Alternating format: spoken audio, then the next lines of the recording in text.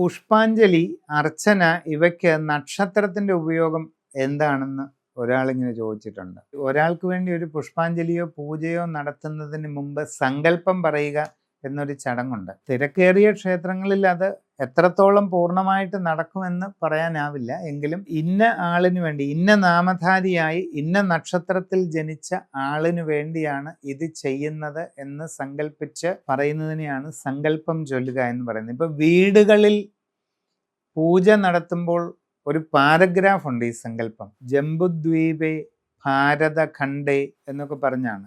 Asia വൻകരയ്ക്ക് പുരാണത്തിൽ പറയുന്ന പേരാണ് ജംബുദ്വീപം.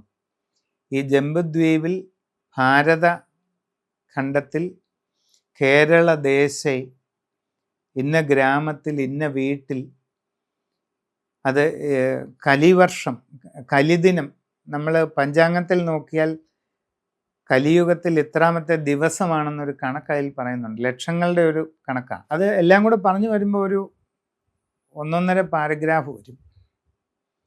അത് വലിയ പൂജകൾക്ക് സങ്കല്പം ചൊല്ലുക എന്നാണ് അത് പറയുന്നത്. അത് തന്നെ ഇപ്പം ഒരു അർച്ചന അല്ലെങ്കിൽ ഒരു പുഷ്പാഞ്ജലി എന്ന് പറഞ്ഞാൽ കൂടി വന്നാൽ 10 മിനിറ്റ്, അതിൽ കൂടുതൽ വരത്തില്ല.